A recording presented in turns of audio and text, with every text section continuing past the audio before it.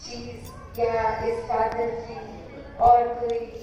एक ये कुदरत रूप, चाहे वो धरती हो, कोई और ग्रह हो, कुछ और हो, सब ने खत्म हो जाना है। इंसानों ने भी अपना समय जीकर फिर संसार में नहीं रहना। तो ये भक्तों ने हमेशा से उजागर किया कि इस संसार में जितने भी पल मिले हैं, ये श्वासें जब चल रही हैं, इन श्वासों का मोल डाला जाए, ये श्वासों को इस परमात्मा के प्यार में लगाया जाए, भक्ति में लगाया जाए, एक अपने मन में सेवा भाव पूरे संसार के लिए, समाज के लिए एक डाला जाए और कैसे समर्पित होके फिर ये मन भी सुमिरन में लगता है इस निराकार के साथ अपना नाता और जोड़ने में। और भक्तों ने हमेशा यही समझाया कि घर परिवार समाज में रहकर ही भक्ति की जा सकती है। इसको इसी तरह करना है, सभी का साथ देना है, सभी के लिए उपस्थित रहना है, एक हर एक के प्रति ये करुणा का भाव विनम्रता के साथ हो। कैसे एक अक्सर इंसान कोई ना कोई वजह बना लेता है कि कोई और पसंद नहीं, ये कारण है, इस इंसान को इस कारण से मैं पसंद नहीं करता, और किसी इंसान को तो बेवजह ही पसंद नहीं करता। तो ऐसे भाव जब होते हैं तो ये बहुत जजमेंट्स किसी के भी प्रति हम अपने मर्जी की कोई भी बात बना के एक उसको दोषी करार दे देते हैं, उसका कोई ना कोई एक अंदर खामी बाहर निकाल देते हैं। और एक कहानी में भी जहाँ एक चिड़िया कोई पेड़ ढूंढती है कि कैसे एक घोंसला बनाया जाए, और वो एक पेड़ के पास जाके पूछती है कि आप थोड़ी सी टहनी की जगह दे दें तो मैं घोंसला बनाऊं, मेरे अब बस ये अंडे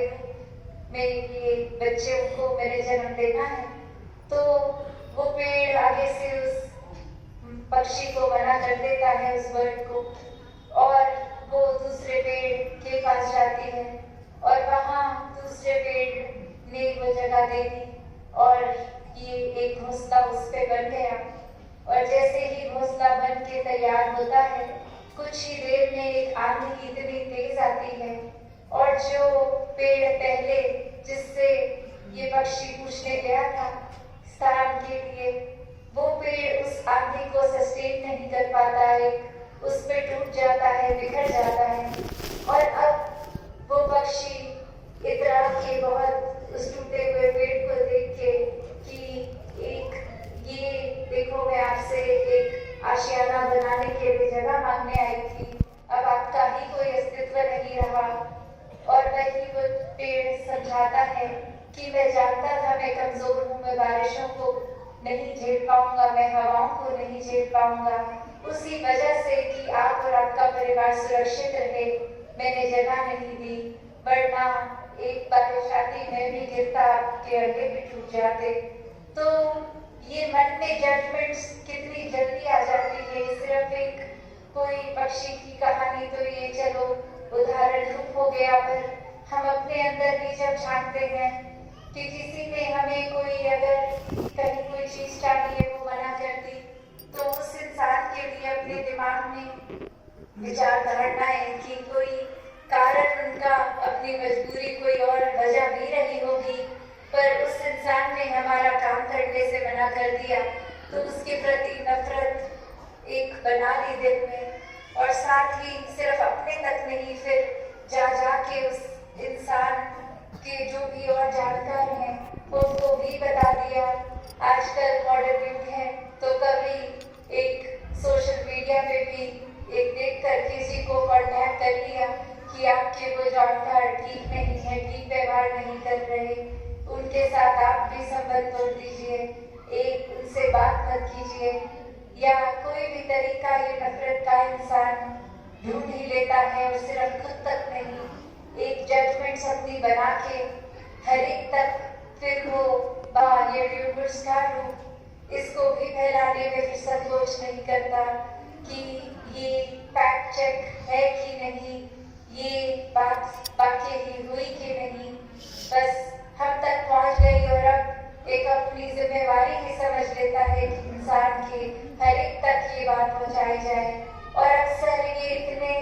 इंसानों को बताने के बाद भी जब ये एहसास होता है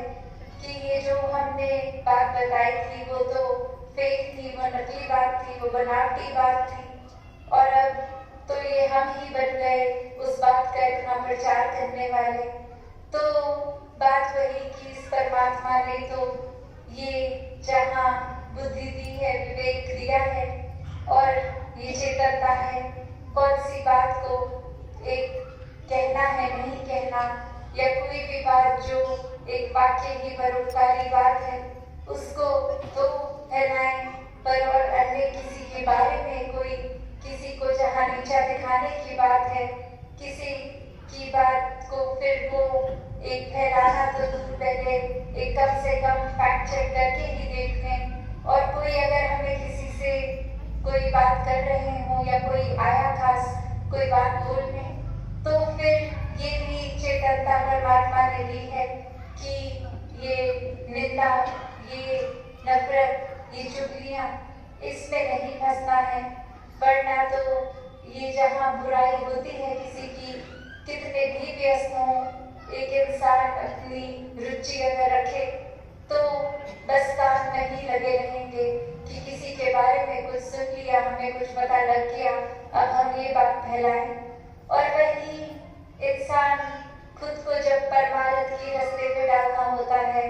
तो एक खुद को बहाने से भर लेता है कि आज थोड़े थके हैं, आज तो एक सत्संग नहीं जा पाएंगे, आज एक कोई अन्य काम करना है, इसलिए ये सेवा पे भी नहीं जा पाएंगे, और कोई भी बहाने बना ले। पर जैसे ही एक ये बात आती है कि किसी की बारे में बात है तो वहाँ भी वो चेतनता का फिर कोई प्रयोग नहीं जो करते, वो फिर कब अपनी मनमति के हिसाब से जीवन शुरू कर देते हैं, वो खुद भी नहीं एहसास होता कि ये दिल में जहाँ परमात्मा इस निराकार दातार में बसना है, वहाँ हम अपने अहंकार को जगा दे रहे हैं।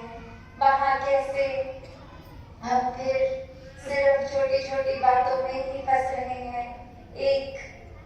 संसार की चीजों को प्राथमिकता दे रहे हैं, जबकि हर पल इस इंसान का ध्यान